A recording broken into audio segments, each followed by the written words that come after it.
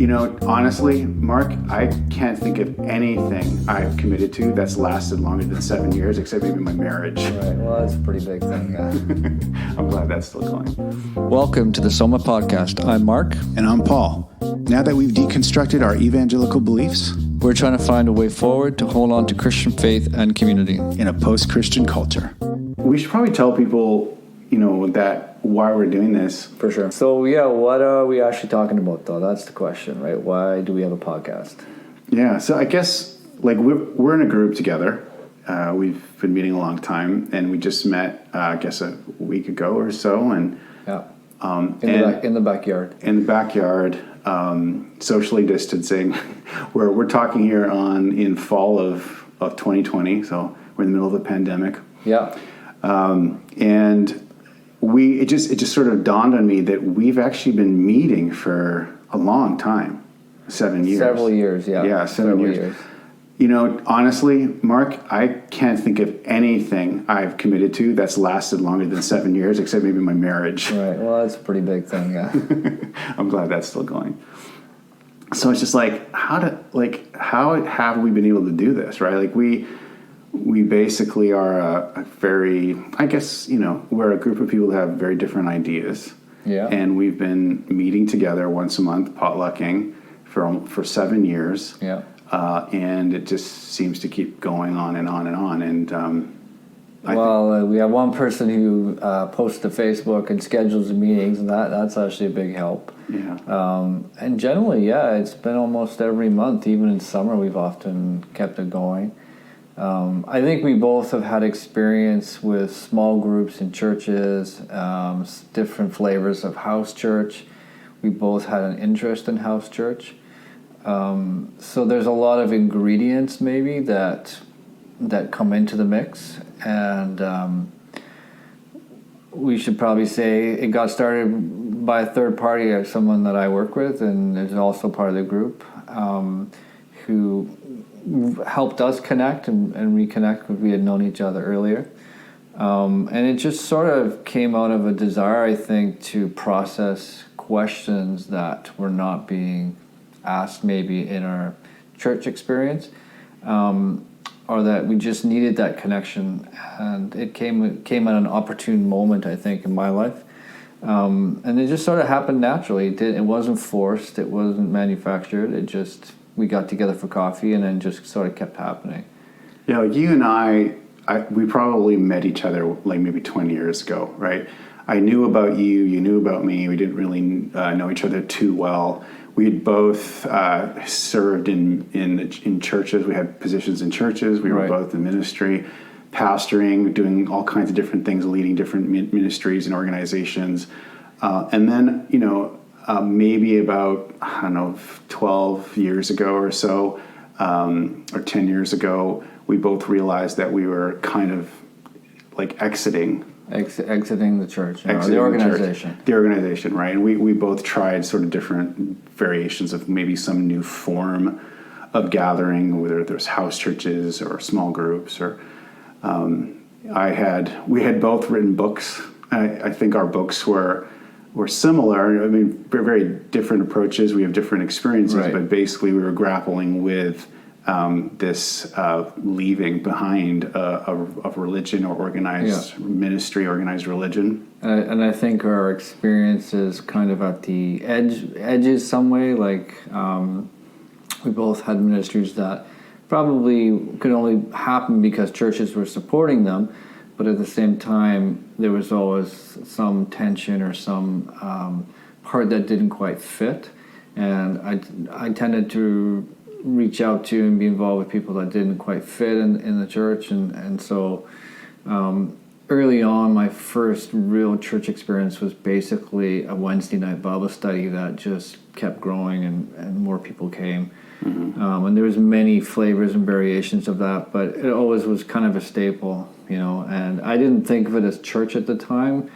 It was actually individuals who came to it said to me, "Oh, this is my church," and that in my early thinking that it was like, "Oh, okay, well, isn't the church?" But people would come to these Bible studies and say, "Oh, yeah, this is my church," and that started changing my thinking and getting into a more simpler kind of understanding of how it could function. So you had this thing in your DNA to like gather together with people that were looking for spiritual community, let's say, but didn't really fit traditional ideas of what maybe a church would be. Would you say? Well, I was thinking about, as we were trying to make a plan of what we might talk about, I think that one of my influences was sort of the DIY punk rock kind of aesthetic. And so we started this coffee house ministry with music and art and bands. And as a part of that, people started coming, and we started a Sunday night worship night. And, I think it was fairly terrible, the music. And at first, initially, it got a lot better. But I was trying to do everything, and I wasn't really great at any one thing. But it was just sort of got off the ground. And I remember one night we did communion. And it's like, wow, can you do communion? Are you allowed to just do that, And that's been kind of my mindset, I guess, as a creative background and artist.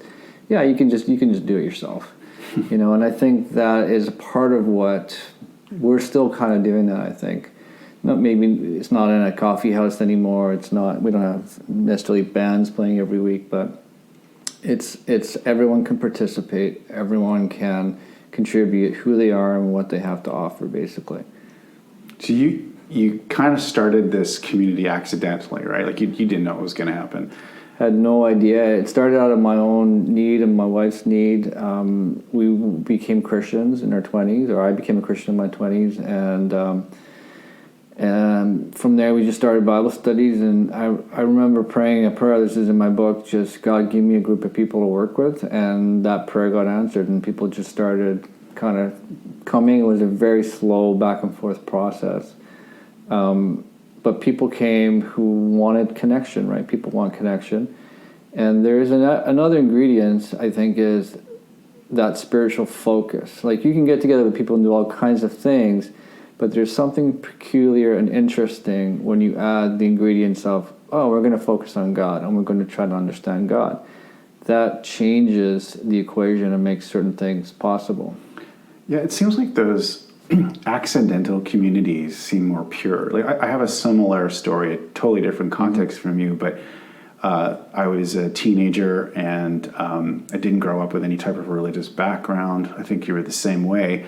But then in my teenage years, I had a profound sort of spiritual experience. It really sort of turned the direction of my life. It made me feel like I had a purpose, and that God had a plan for me. I just started gathering friends in my parents' basement just to pray. It's kind of similar. Right. Just what's natural. Just right? natural. I want to get together with people for spiritual reasons, and that gathering just kept growing. Over a year later, we had like 130 kids, not in my parents' basement anymore. That's a lot of people. Yeah, and then within a year of that, we had like 700 kids, and we were leading this thing, and we were all like 16 and younger. So it was a really sort of special moment for us. And it lasted 4 years, and it was super pure. It was super energetic. We didn't know what we were doing, but it was real community, and it was really driven by our passion.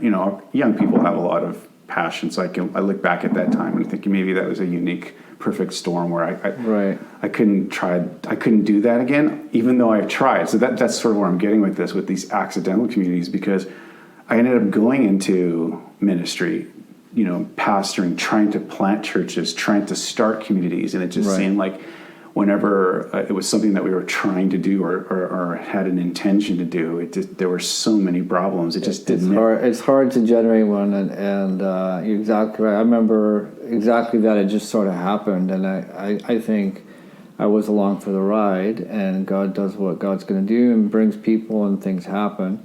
But after I stopped doing it was called the Red Herring Cathedral, and tried to work more in a more kind of typical role within a church, it's difficult to do. You can't make things happen. You can pray and God takes you where He's going to take you.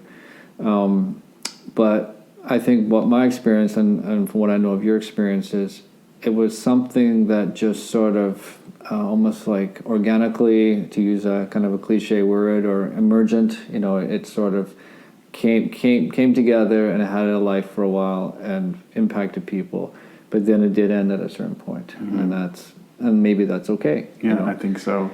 And I had the same trajectory that you did, where I ended up going more into sort of traditional church forms. I felt like here I have this desire and passion to serve God, and I guess the way to do that would be to be a pastor, or to be in ministry, and so I followed that path.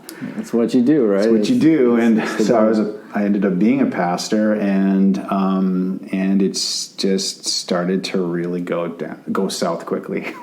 It was just not what I thought it would be. I started to really question what I was doing. I remember waking up on a Sunday morning thinking, I just feel so depressed. I don't want to go to church, and I'm the pastor. I'm supposed to really believe in this thing. And so I ended up, it became a point of crisis. I ended up just leaving, and I ended up trying to do other things, but still to serve God. So many years I would travel and speak and sort of be a preacher guy. And then back at home in our own city, I was trying to start house churches, and it was really an unwinding of like this. Not my faith at that point. It was like this unwinding of like the belief in the systems and the way we did things. And de-churching, I guess, is what they called it back then. Oh, de-churching, is that what it is? Yeah, well, I definitely de-churched. And it became more and more difficult for me to be in churches, even though that was how I made a living, because I would travel and I would have to speak in churches. And it came to this point where I couldn't even do this anymore. I ended up writing this book called Jesus Has Left the Building. And I knew that when I published that book, it would be my goodbye. Like, I even have the last epilogue at the end of the book is my farewell. And this book was my farewell message to the organized church. And I knew I was going to leave it. I was going to leave the ministry. I was going to go try to find my way in the regular world. And when I published that book,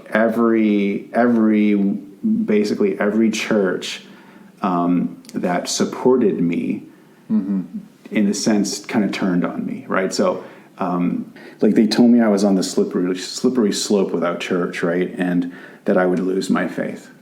And you know what? They were right. Faith is a slippery customer. It comes. You have to kind of work on it, and it comes and goes. But that kind of takes us to where we hooked up again. So, like, all of a sudden I get I don't know if it was a text message from you or something. This was about 7 years ago. And you're like, I have a friend who wants to meet you. He read your book, and he's inviting us over for a barbecue. I hadn't talked to you in quite a while. Yeah, I was talking to him at work, and I'd given him my book, and we'd been talking back and forth, and realized that we were both processing questions that we were looking for other people to help with. And just a quick text, and then next thing we know, we're having this meeting or whatever. Yeah, I remember I think it was a Canada Day barbecue. It was like 3 couples and all our kids. So you and your wife and my wife and I, and then this friend of yours and his wife. And I think he must have been royally disappointed. Like, we should ask him. I'll ask him this later. Because when that meeting happened, I really wasn't in the same place or mindset that I was when I wrote the book, right? Right. I had questioned structure of the church, but it never touched theology. Like, I was in full-blown evangelical theology at the time. Right. I never imagined I would actually start to ask questions that would impact what I believed. Right. And and I think at that time when we had that first barbecue, I was in that place. Like, I didn't even know if I was a Christian anymore. Yeah, so I mean, that's a strange way to start a Bible study, but I think we all were, to varying degrees, deconstructing our faith or asking questions that, like for me, one of the big questions was a question of hell and how to process that. And I had gone through, a trajectory of being on fire. There's a cliche, being really involved in ministry, where it's all I really thought about and cared about, and to being disillusioned and kind of outside of, stopped going to church, over a period of a few years. and just kind of in another cliche, bomb here in the wilderness. And but through that process, I didn't want to lose my faith. I thought maybe I was, well, I wasn't sure. Ended up making a documentary called Conversations After Church as part of that process, where just asking questions of other people as well as myself. With another friend of mine, we did this documentary. And, looking back now, I think it was a necessary process, because if you have a question and you don't ask it, and you don't ask it of God, I think then your faith is brittle and it's not really alive, right? You have to ask the questions, and you have to be honest about your own problems and issues. And the group that kind of started gave me, and I think gave all of us, a place to do that. Yeah, so it's like here are the two of us in our really early years of formation. Accidentally, we have these accidental communities that start, right? Right. And then we both go into formal church structure, formal ministry to actually intentionally do this thing with, I guess, varying degrees of maybe failure. I don't know if I could put it that way. Yeah, I mean, I think you were further into it than I was, I just walked away going, this is not working. And then I get to this point where I don't even know if I'm a Christian anymore. And then another accidental community forms in my life. I think it was. I think everyone in our group could say that. And it was one barbecue on a Canada Day 7 years ago, and I don't think anyone in that room thought this would happen again, right? Like, it wasn't. It wasn't like, oh, let's start a house church, or let's, it was none of those kind of typical methodologies where you make everything clear and what's your vision plan and all that. It really was just informal, but it was meeting a need. Mm-hmm. I think we're all probably at different points in that journey, but I know I was wrestling with, how I'm going to maintain my faith, struggling a lot with work and different issues, family life, and I was trying to hold on to my faith. I'd sort of check in with churches, and we'd gone to different churches on and off over the years, but it often seemed, I don't want to make this a church bashing thing. I don't really have an issue with church. It's just that I was looking for something where there's more dialogue and more, like I said, a do-it-yourself, where I can participate what I'm learning, and I can ask questions that I can get instant feedback from, or responses from yourself or from other people. And that's kind of what I've gotten out of this group. Like, and it's been a trajectory. Mm-hmm. I think that we've all grown by asking some of the questions we were asking. We're no longer asking. Mm-hmm. I don't think we're asking the hell question anymore. We've kind of settled. We have ideas about that one. Yeah, that's what I love about the group, is like we were totally free to ask any question. Like, we've talked about everything, right? And we were able and free to like chase that question down to the end of it. And there's no one that had a hidden agenda. Like, no one was trying to urge us to a certain conclusion. Like, that's something that I'd never experienced before. In fact, it was usually me in the room that was trying to urge people to a certain conclusion. As a pastor or somebody in the ministry, you think you have to have all the answers. You're right? supposed to. You're supposed to. And really, that whole idea of religion, and it's not just religion. I think it's human nature to be certain and to say, okay, we need to all believe the same thing together. That didn't exist. Like, we were able to, all of us, to really journey together and to be who we are and to be what we are and asking the questions we are. And nobody, it's incredible how everyone just was going on this ride together. And we had this first barbecue, and then we're like, hey, do you guys want to do this again? Sure, let's do this next month. Right. And it's just kept going for 7 years, like we said. I remember early in the days, I think somebody said, should we bring guitars together and sing? Like there was this idea, like, shouldn't we do kind of like Christian things? Yeah, we were trying to figure out what should be the content. Like, should we, should we have the music? Should we have the prayer time? Well, what are the rules here? I know. And I feel so bad because at the time I wasn't in that place, and I just felt like I just shut that down. Like I was like, no, I just can't do that. I'd go to church. I remember saying I'd go to church if I didn't have to listen to someone preach a message, we didn't have to sing or have any type of like community prayer. And it's like if you take all that away. What kind of church is that? Yeah, there is no church like that. Except for Soma. Like, everyone was super gracious with me, right? Like, okay, no guitars, no singing. Like, that's fine. Let's just do what... Even though you're a really good guitar player and a singer. Well, I couldn't believe it because really that's how I connected with God. Like, that is essentially how I had a relationship with... What I thought my relationship with God was all about was worshiping and singing. And for some reason, I just couldn't do it anymore. It's like I had to detox everything. I had to just sort of stay away from everything and just get it out of my system. Yeah. It just became sour to me. I mean, it's probably a side issue, but I think that is the normal spiritual pathway of people, right? Is you have an identity, and God comes in and tinkers with your identity, sometimes quite a bit. And sometimes your strongest abilities and aptitudes, God says, no, don't do that. Stop doing that for a while, and reorientates you, right? And that's a part of the process that we all go through. So it's in this house group that we've had, I'll call it a house group, is I think we've processed a lot our Christian identity. Because one of the things that we held on to, I would say, is we all had a commitment or desire to know God, and I think we all, the starting point was Christ, so we weren't questioning as necessarily if we should be Buddhist or if we should be Hindu or whatever. We were starting from a Christian background that many of us had, and many of us had experience with Scripture, knowledge of Scripture. So that was the soil, but in that soil we were definitely asking bigger questions than we'd maybe asked earlier.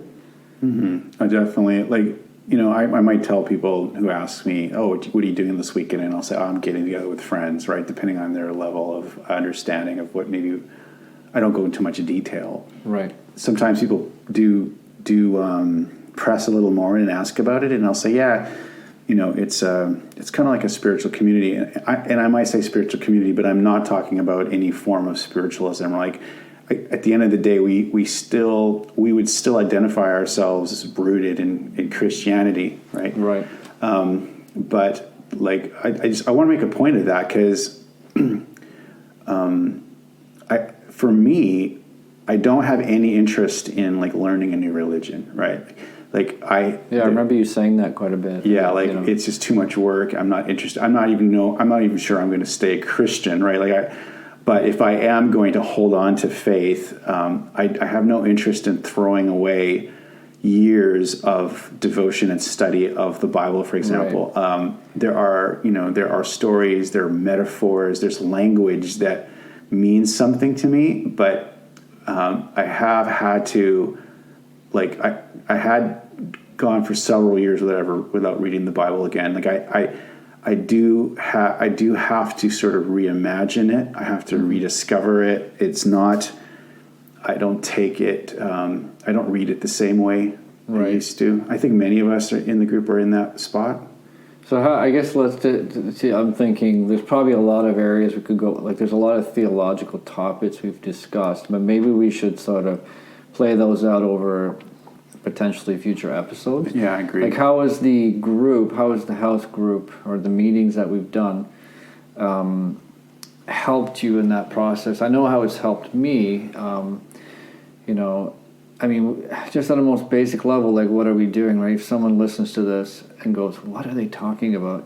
What does it actually look like? And so maybe it'd be good to give people just kind of, here's what actually happens. And it's probably going to sound a little dull and a little, that's just a dinner party, because a lot of what it is we get together at a set time. We usually have a potluck or whoever's hosting. We move around from house to house. We don't stick with one person's house. We take turns, and that person kind of gets to decide for themselves what the food is or how it's going to go in terms of, the eating and coffee and all that kind of stuff. And then we also have an informal process where different people take turns setting up the discussion for the night. There's a variety of things we do, but it's not the same person every week. And, there's been times when it's been me, it's you, there's been other individuals in the group. Often we spend a lot of time talking about our kids or just what's going on, movies or whatever. But we do try to get down to that focused time of discussing something in the Bible or something spiritual related. And that usually takes up the whole evening. It sounds a little dull, but Yeah. No, what would you add to that? Well, I'd say it's not every week, right? It's once a month. That's important. Yeah, that is important, actually, because I think if we try to do it every week, we would have burned out, fizzled out a long time ago. It's just not sustainable. We do connect with each other at other times more informally, for sure, throughout the month. But that sort of, potluck kind of gathering was a once-a-month thing. Yeah, there's been times when we've gotten together for coffee or beer. I think also we have a hidden Facebook group or private Facebook group where we will sometimes share questions or articles or comments or just back and forth about what should we do next time. And that, to me, is a bit of a counterweight in that at times it's helpful. It provides a little bit of glue so that it's not just once a month, that there's also some connection happening there. And one of the individuals in the group I see at work every day, so there's connection there, and I see you and your wife quite a bit. So there's connection that happens outside of the monthly group, and it's not forced. It's just sort of it happens, but it definitely helps, I think. For sure. Like, I honestly do not believe I would have faith today. And even as I say that, I'm not even fully sure what my faith is. I know that we've gone through many years of deconstruction, and that's kind of over for me now. I don't know what more could be deconstructed. Yeah. And I am looking to try to reconstruct something of a faith. Mm-hmm. But I think I would be in some form of atheism if it wasn't for Soma, if it wasn't for our group. In fact, that was kind of a running joke. I don't know if it was a joke for you, but for me it kind of was that, the group wouldn't miss a month because Paul might become an atheist if we don't meet. It's definitely, you've said it a bunch of times, and I often wonder how serious you are, but for myself, I don't think I've ever lost my faith in God, but there's been times when I've wondered, is God really good? And that's maybe a separate question for another day, and I've had lots of internal debates about that. But one of the benefits of getting together in an intentional, focused way to discuss something spiritual is I do, believe that something happens when you do that, or there's a potential for something to happen. You can have a private spiritual life, and there's value in that. But there's an emergent thing that happens when people get together and say, "Hey, this scripture in this Bible verse about the bread being multiplied. What do you make of that? How does that really work in today?" And there's something that happens where people are able to contribute what they understand and their experience and their point of view, that it brings it to life. And I think we've seen that like many, many times. You just sort of take your hands off the wheel and just see where things go, right? And that brings it to life in a way that I can't get just by myself. We can interject and cut this out, but it almost feels like that's one episode right there. Yeah. It's who are we, and it's the introduction about why we're doing what we're doing. I think what we should say is, obviously, we can't say everything in this first episode. Right. I think we should talk about hell in another episode because it did That's come the up in whole our topic, conversation. yeah, for sure. I think we should talk about, is God good? You mentioned that. Yeah. I think we should talk about maybe how we read the Bible and how that might be different than how it used to be. That's probably the next topic. Probably. Yeah. We don't know where this is going.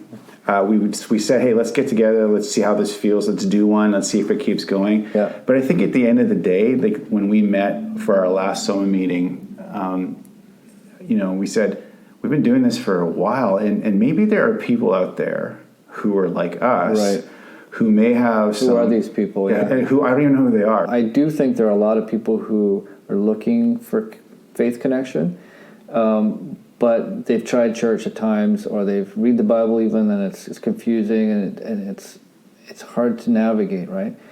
And so I think what I would say is that do-it-yourself, it's perfectly legitimate. It's not it's not breaking the rules. You're allowed to do it. I'm not saying you need to stop going to church. It can be both and or whatever works for you. But finding people who that you have a connection with and are able to ask spiritual questions and process your journey is invaluable. Right? It makes it become more real. So I don't know if those people are out there or if this is making any sense to somebody. We'd love to hear from you.